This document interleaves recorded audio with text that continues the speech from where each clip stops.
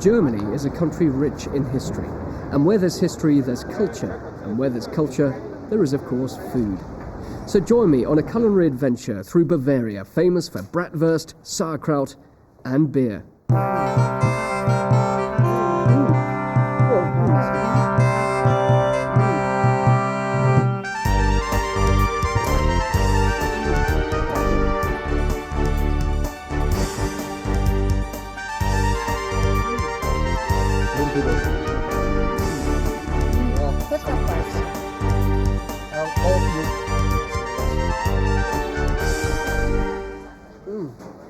There is a huge array of regional delicacies on offer throughout Bavaria, as I discovered at a bakery in Rothenburg and a famous market in Munich. This stall not only caught my eye, it also caught my nose. The smell is wonderful here. Vicky, what sort of stall is this? Well, this is a very Mediterranean stall, not very typical German, but and also pickles and olives and so on. It's great fun to watch, to be around here. So a lot of Mediterranean ingredients, I should say.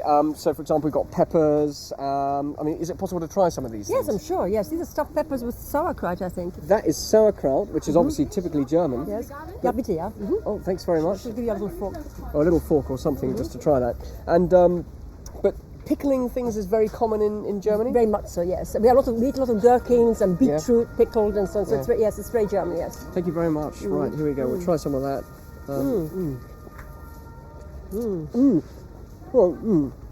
Looks good. God, it's quite strong. Enough to blow your lederhosen off, I tell you. That is very strong. Thank you very much. Rothenburg is very famous for snowballs. Not only during the winter time, we have the snowballs on the bakeries always around the year. You see here in the back the snowballs, different colors, sweet. So the Schneeballen. That's right. This is the snowball, and this is one of your specialities here. That's our speciality here in Rothenburg. Which one would you recommend? I would like to go for a traditional one. Powder sugar or cinnamon sugar? Okay, I'll go for the powder sugar. Do you like powder sugar? Okay. Lovely. Okay. So powder try sugar one? snowball. Okay. Oh yeah, look at that. I can't put all that in my mouth. It's a bit big. What's the best way to do it? You break it with your hands. Oh right. Right. So I've got to break it open like that. Okay. Oh, look at that. It really is very crispy and crunchy. I'm looking forward to trying this. So it's made in a similar way to a donut, but the outcome is very different. Let's just... That is crunchy. And the sugar, I suppose that's why you call it a snowball, because of all this... Right, so the that's the sugar. name, right? So you're right? Okay. That is really very good. But it's the Bratwurst which is held in the highest regard here, so I travelled to the sausage kitchens of Nuremberg and Regensburg to find out more. Kai, good to see you. As we're cooking, I'd love you to tell me a little bit more about the Bratwurst and why yours are so successful. Why are they so good? Well, our secret is freshness. We make them every day, starting at 6 o'clock in the morning till the afternoon. How important is it for the cut of meat you use? Oh, this is one of the main things.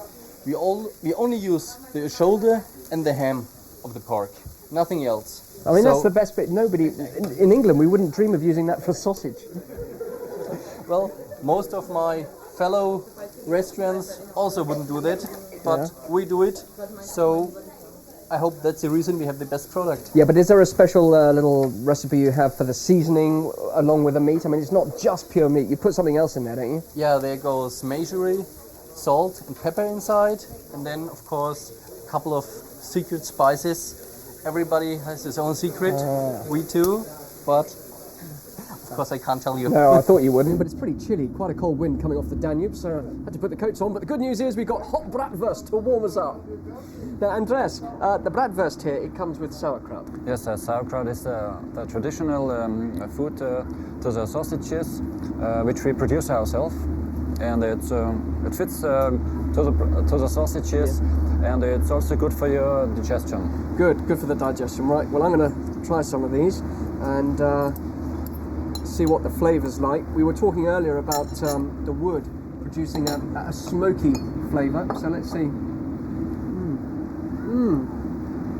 The smell already gives it away that it's going to taste good, but it really is a lovely combination.